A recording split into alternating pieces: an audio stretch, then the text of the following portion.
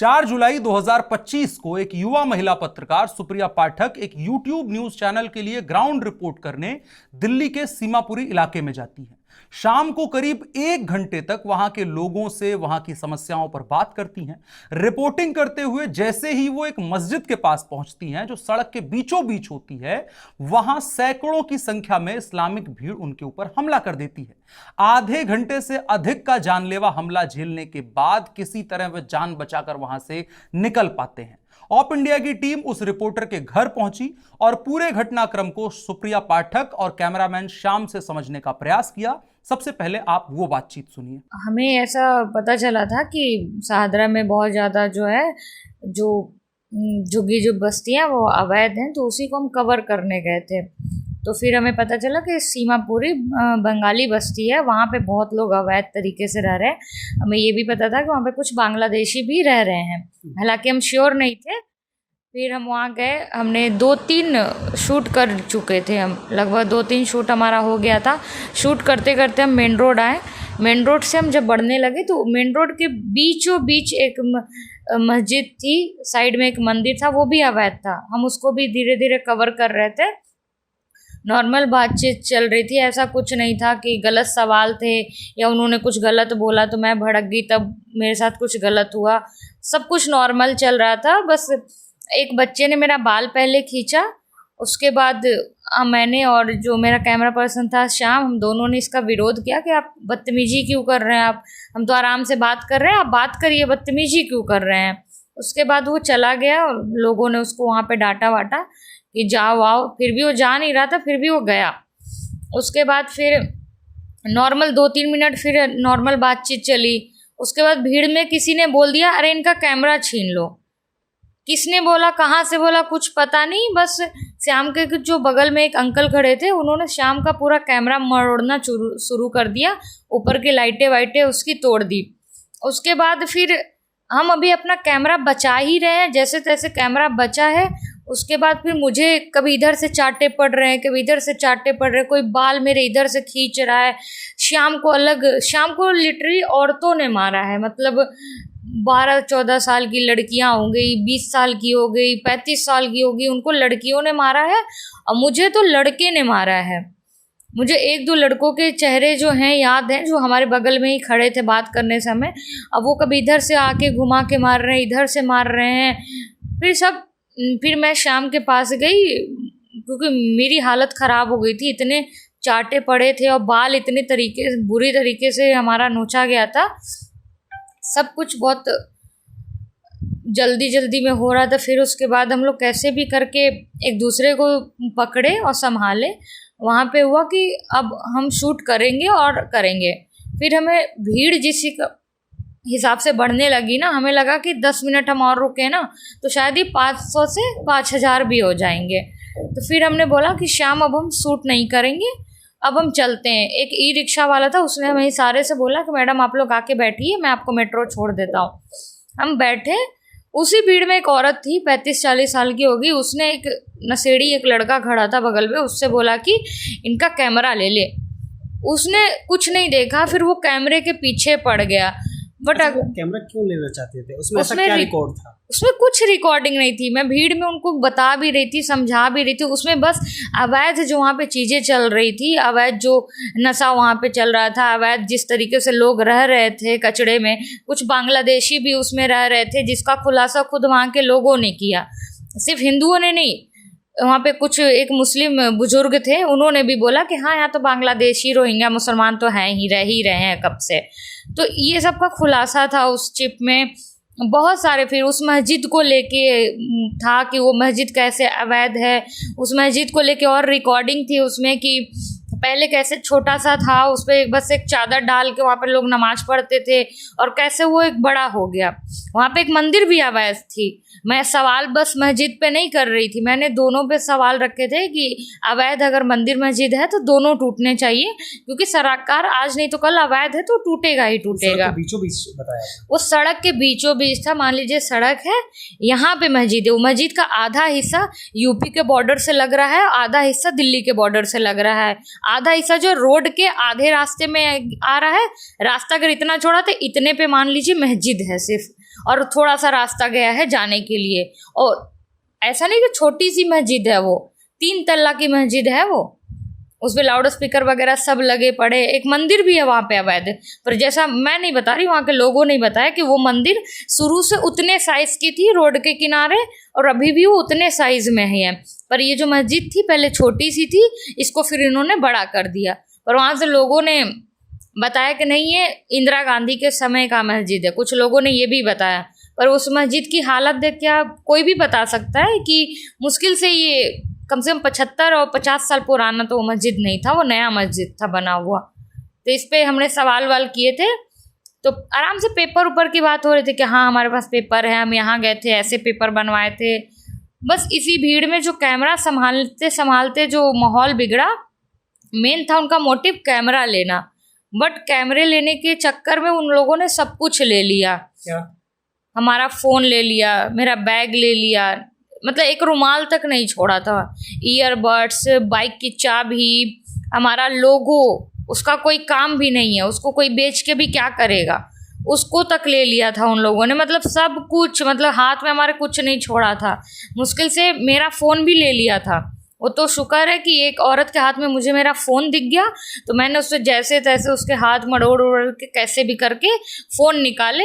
वो भी इसलिए फ़ोन निकल गया क्योंकि सबका ध्यान शाम की तरफ था, मेरे तरफ था नहीं, वरना कोई मुझे फ़ोन वो लेने भी नहीं देता इतनी भीड़ में। बात तो ऐसी आ गई थी कि चश्मा गिरा, हमारा सब कुछ चला गया था ना, फिर भी हमें ऐसा था कि बस अब जान बचे, क्योंकि डीटीसी बस के जो होते हैं होमगार्ड या पुलिस होते, वो तक हमारी सहायता नहीं कर पा रहे थे। डीटीसी की बस आई, हमने सोचा कि चलो अब सब कुछ चला गया, कम से कम जान बचे, डीटीसी में अंदर चले जाएंगे तो हम सेफ हो जाएंगे।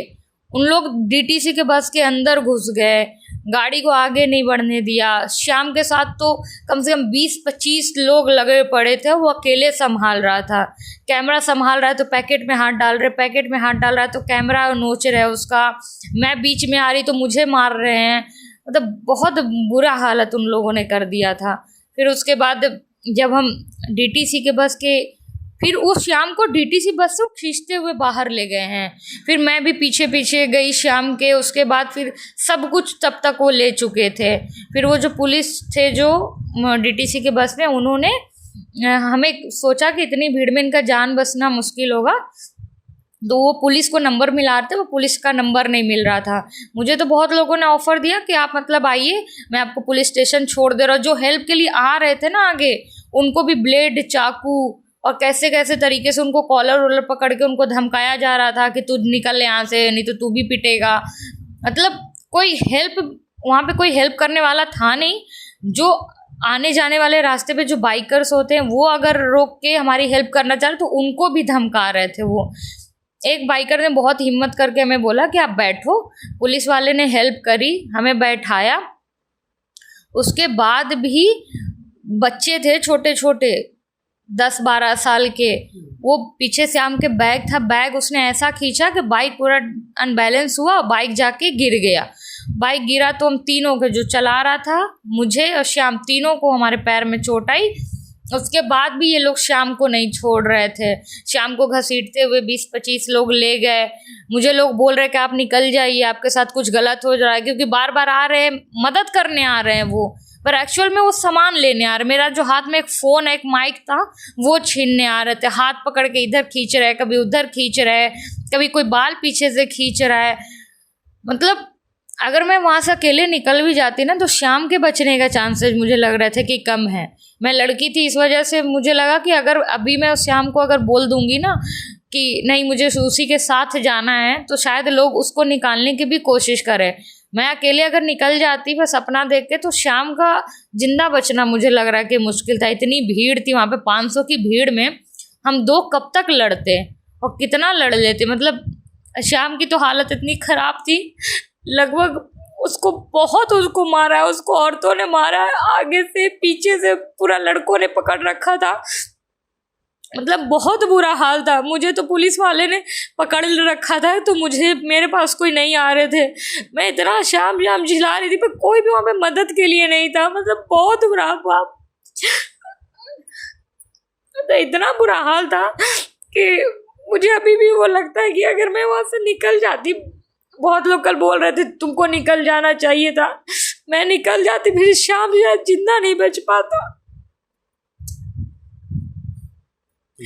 उसका बचना थोड़ा सा मुश्किल लग रहा था, पर उसने बहुत होशियारी से काम लिया। उसने लास्ट दम तक उसने लड़ा अपने जान के लिए। मतलब उसको तो इतने लोगों ने मारा था, मैं वो दृश्य ही नहीं भूल पा रही हूँ कि मतलब किस तरीके से उसको मारा गया। मैं तो लड़की थी, मुझे पुलिस वाले ने बचा लिया, जो बाइक वाले थे उन्होंने बचाया। मैं फिर भी थोड़ा सा ठीक था स्टार्टिंग में 10-15 मिनट जो मेरे साथ हुआ तो हुआ, उसके बाद मेरे साथ कुछ नहीं हुआ।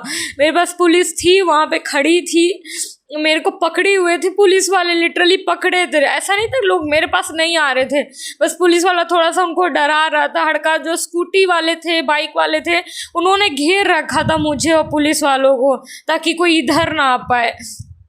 पर शाम को जिस तरीके से वो पकड़े थे ना, उसकी वो जान लेके मानते ऐसा लग रहा था। मतलब कुछ सब कुछ लेने के बाद भी उसके शरीर पे 20-25 लोग लूझे हुए थे, पता नहीं और क्या निकालना था, चमड़ी निकालना था। वो तो भूखा एक होता है, उसको खाना दिख जाए कैसे टूट पड़ते हैं, वैसे वहाँ पे लोग टूट पड़े थे बेफालतू में। ऐसा कुछ नहीं था। आपको अगर कैमरा चाहिए था, आप कैमरा ले लिए थे, आप हमें छोड़ देते, आराम से जाने देते। कैमरा ले लिया, सब कुछ ले लिया, उसके बाद भी पीछे पड़े हुए थे। ये तो इतनी बुरी हालत, पता नहीं अपने देश की राजधानी में ये हाल है, जहाँ पे कहते हैं कि राजधानी है हमारे भारत की। एक पत्रकार है जो लोकतंत्र का चौथा स्तंभ कहलाता है, उसके बाद भी वो सुरक्षित नहीं है। हम कहीं भी ऐसे कैसे काम करेंगे? या तो फिर रिपोर्टरों को भैया बंद कर दो, चैनल बंद कर दो, अपनी अपनी पार्टियों का प्रचार जो भी चीज़ें है भैया आप खुद अपने चैनल खोल के दिखाओ। कौन इतना रिस्क लेगा? अवैध चल रही है चीज़ें, हम दिखा रहे हैं, उस पर आप कार्रवाई भी नहीं कर रहे हो। पुलिस स्टेशन के उन्होंने ऐसे चक्कर काट रहे हैं, पैर से मेरे चला नहीं जा रहा था, उसके बाद भी इस पुलिस स्टेशन मेरी FIR नहीं होगी, आप दूसरे में जाइए। वहाँ गए, आधा घंटा बैठे रहे, कुछ समझ ही नहीं आ रहा कि कब होगा। मतलब पुलिस की इतनी बड़ी लापरवाही थी कि एक बार वो उस एरिया में भी नहीं गए। शाम बोल रहे कि मुझे सबके शक्ल याद है, आप चलिए, गए ही नहीं। बोल रहे पहले मेडिकल जरूरी है, मेडिकल में गए, ऐसे ही वहाँ पे भी ऐसे ही लापरवाही चल रही है। मेरे पैर में चोट आई थी, खून बह रहा था, उसको किसी ने क्लीन अप तक नहीं किया कि उसको क्लीन कर दे, खून जो बह रहा है उसको साफ करें तो इन्फेक्शन हो जाएगा, कुछ नहीं, डायरेक्ट बस पट्टी मार दिए हैं। वो भी पट्टी ऐसा है कि वो कुछ लग नहीं रहा कि 15 दिन में कुछ ये सेट हो पाएगा। अब हमें तो समझ नहीं आती कि ऐसी झुग्गी बस्तियों में आपको पुलिस वाले खुद बोल रहे हैं कि बांग्लादेशी हैं, जब आपको पता है आप उनके खिलाफ एक्शन क्यों नहीं ले रहे हो? और ये तो पुलिस वाले बोल रहे हैं कि आपने जरूर कुछ ट्रिगर किया होगा तब उन्होंने कुछ ऐसा किया है। अभी एक बात आपने बोली कि वहाँ पुलिस खड़ी हुई थी आपको घेरे हुए, तो क्या वो पुलिस उन दंगाइयों को जो भीड़ थी उनको नहीं रोक पा रही थी? वो एक इकलौते पुलिस थे, वो हमें बचाते हैं, दंगाइयों को संभालते। उन्होंने कोई कोशिश की, किसी फोर्स को सूचना दी उन्होंने? वो बिल्कुल लगातार कोशिश कर रहे थे पुलिस स्टेशन से संपर्क करने की, यहाँ वहाँ बात करने की। वो वही थे जो DTC के बस में एक अंदर होते हैं ना बैठे हुए होमगार्ड, वो थे वो। हाँ, सॉरी, उन्होंने पूरी कोशिश की, उन्होंने बार बार मतलब हमें छुड़ाया। बस में मुझे खींचा भी उन्होंने ही था कि बस में पहले तुम चढ़ो, बट बस में हम चढ़े तो हमारे पीछे कम से कम 10 लोग थे। मतलब ये कितनी देर का सीन रहा होगा वहाँ पर? लगभग कम से कम हमने आधे घंटे स्ट्रगल किया होगा उस भीड़ में। स्ट्रगल में मार्शल की सूचना पर पुलिस नहीं पहुंची। मार्शल की हमने जब 15-20 मिनट जब हमारा स्ट्रगल हो गया था ना, उसके बाद DTC की बस आई थी। उसके बाद फिर हम DTC के बस में चढ़े तो उसी बस में हमारा कैमरा छीना गया, सब कुछ उसी बस में हुआ, छीन के वो ले गए। कोई कुछ नहीं कर पाया वहाँ पे, कोई करता भी क्या, सब वही लोग थे, बचाने वाले कोई था ही नहीं वहाँ पे। जो इतने थे सब वही लोग थे, भीड़ में मारने वाले। फिर क्या फ़ायदा हमारे रिपोर्टिंग करने का? हमें क्यों लोकतंत्र का चौथा स्तंभ बोल रहे हो? आप मत बोलिए, ख़त्म करिए ये सब चीज़ें, दिखावे के लिए कि चौथा स्तंभ है। आज़ादी के नाम पे आपने कुछ नहीं दे रखा है हमें एक झुग्गी कवर नहीं करके आ पा रहे हैं। हमें लोग बोल रहे हैं कि लाउड स्पीकर से रिपोर्टर आएंगे तो लाउड स्पीकर से अनाउंसमेंट हो जाएगा, सब लोग आके मारिएगा। ऐसी ऐसी चीज़ें सरकार क्या कर रही है? सरकार क्यों सो रही है इस पे? बोलती है ना कि सरकार का काम होता है सबकी सुरक्षा करना, रिपोर्टरों की सुरक्षा उनके हाथ में नहीं है क्या? हम रिपोर्टर्स कहाँ जाएंगे? हम अपना काम भी नहीं करें, काम करने की भी हमें आज़ादी नहीं है क्या इस देश में? क्या नाम है आपका? मेरा नाम श्याम है सर। कल आप अपने साथी रिपोर्टर के साथ में जी सीमापुरी गए थे। जी सर। कल क्या हुआ था आपके साथ? सर हम लोग रोड पे जो अवैध झुग्गी वगैरह जो होती हैं, रोड पे जो घेर के बैठे रहते हैं लोग, हम सिर्फ वो कवर कर रहे थे। तो हम सीमापुरी चौक से हम 200 मीटर आगे तक आए थे सर। तो वहाँ से हम झुग्गी कवर करते करते आए, तो जैसे ही रोड के बीचों बीच एक मस्जिद थी, तो मस्जिद के जस्ट सामने हनुमान जी का मंदिर था। तो वहाँ पर हम इंटरव्यू लेने लग गए। तो वहाँ पे क्या कहते हैं कि कुछ मुस्लिम बांग्लादेशी थे, वो बोले कि रोड पे ये मस्जिद भी है और ये मंदिर भी है, तो पहले मंदिर तोड़वाओ। तो इस तरीके की बातें चल रही थी। तो अचानक से पता नहीं सर, हम अच्छे से कवर करते हुए आ रहे थे, तो एकदम से पूरी भीड़ आती है और मेरी जो महिला पत्रकार थी, मेरे जो साथ में सज्जन थी, उसको क्या कहते हैं कि ऐसे बाल ऐसे गलत गलत टच किया जा रहा था। तो मैंने पीछे से कैमरे से मैं चला रहा था, मैंने देख लिया था। मैंने कैमरे पे बोला, मैंने कहा तूने गलती करी है, तू सॉरी बोल, सॉरी बोल, सॉरी बोल। सॉरी की वजह से वहाँ पे और भी वो बांग्लादेशी थी लेडी से, उनका रूप रंग भी वैसा ही था सर। उन्होंने क्या करा कि मेरे उल्टे सीधे थप्पड़ मारने स्टार्ट कर दिए, मेरे यहाँ पे खरोच वरोच भी आई। ठीक है, मैं उनको साइड करने लग गया। तो मेरे साथ में सुप्रिया पाठक थी जी, तो वो उसको मारने लग गए, तो मैं उसको बचाने लग गया। बचाते बचाते बहुत ज़्यादा रोड पे भीड़ हो गई थी। भीड़ होते होते सब मज़े ले रहे थे, सब देख रहे थे। मैंने उस लड़की को जैसे तैसे, एक हाथ में कैमरा था, मैंने उस लड़की को जैसे तैसे बचाया। तो कोई बाइक वाला, कोई गाड़ी वाला, कोई साथ नहीं दे रहा था। तो मैंने डीटीसी बस आई थी, मैं डीटीसी बस के आगे खड़ा हो गया। मैंने कहा भाई बस रोक। फिर उसने बस रोकी, उसने अगला गेट खोला, मैंने सुप्रिया को अंदर घुसाया। बस भी भरी हुई थी, तो वो ड्राइवर सीट के पास में जाके खड़ी हो गई थी। फिर क्या होता है कि बस के शीशे फोड़ दिए जा रहे हैं, चारों तरफ से भीड़ हम लोगों को मार रही है, कैमरा खोस रही है, हाथ से घड़ी निकाल दे रही है, बर्ड्स निकाल दिए जा रहे हैं, रुमाल निकाल दिया जा रहा है, बाइक की चाबी तक निकाल दी जा रही है। मतलब कैमरा हाथ में है, अगर आप लोगों को कैमरा खोसना है तो कैमरा खोसो ना भाई। ये ऐसे मतलब सब कुछ, मतलब उनके पास कपड़े नहीं होते, तो यानी कि मेरे कपड़े तक भी निकाल ले जाते। फिर दूसरी बात, चलो ये छोड़ो, मैं उस लड़की को बचा रहा हूँ, उस लड़की के साथ में इतना गंदा व्यवहार कर रहे हैं, इतनी बदतमीजी कर रहे हैं, कहीं पे उसके चुटकी काट दे रहे हैं, कहीं पे उसके गलत गलत हाथ लगा दे रहे हैं, कुछ भी कर दे रहे हैं, मन मानी चला दे रहे हैं। रात में वीडियो मैंने सुबह देखी, तो वहाँ पे लेडीज़ों ने तो फिर भी वीडियो बना ली, कोई एक आदमी साथ में खड़ा होने वाला नहीं था सर। और जिस तरीके से उस लड़की को मैं लेके आया हूँ, तो वो मेरा ही जिगरा जानता है मैं कैसे लेके आया हूँ। एक बंदा अगर मेरे वहाँ पे भीड़ में, 100 की भीड़ में अगर एक बंदा मेरी मदद कर देता ना, मैं उस भीड़ को ना मैं अकेला ही संभाल लेता, पर कोई साथ देने वाला नहीं था। मैं लड़की को बचाऊं, कैमरा बचाऊं, मैं क्या करूं? इस हमले से कुछ दिन पहले ही एक और पत्रकार विमल त्यागी को दिल्ली की दया बस्ती में इसी तरह के हमले की धमकी दी गई थी। उनसे कहा गया था कि मस्जिदों से इस तरह का ऐलान करवाया जाएगा। हमने पत्रकार विमल त्यागी से भी बात की।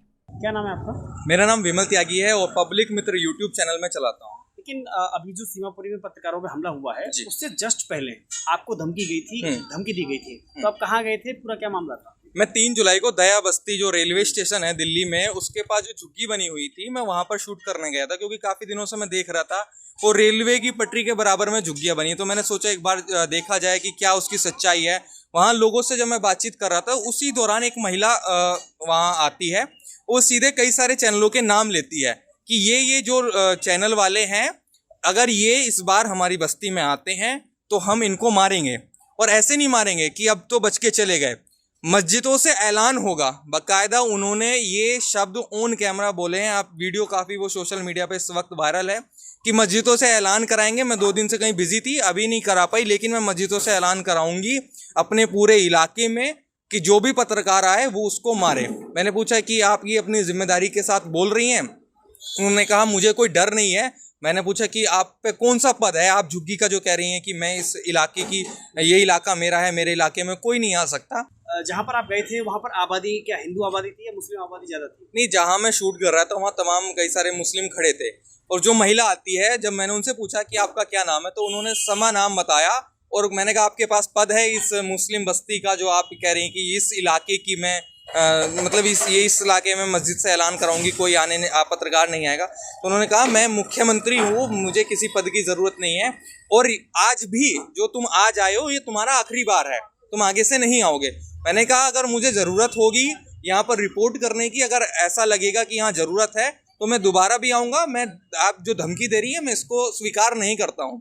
उन्होंने कहा कि ये आपका आखिरी बार हो सकता है, और जो कई सारे रिपोर्टर यहाँ आए हैं उनको मैं सीधे चेतावनी देती हूँ। छाती पे हाथ मार मार के बोल रही थी, उनको सीधे चेतावनी है कि ये अब आगे से वो यहाँ नहीं आएंगे। और जहां तक रही बात रिपोर्टर्स पर होने वाले हमले की, तो रिपोर्टर्स पर होने वाले हमले का यह स्वरूप नया नहीं है।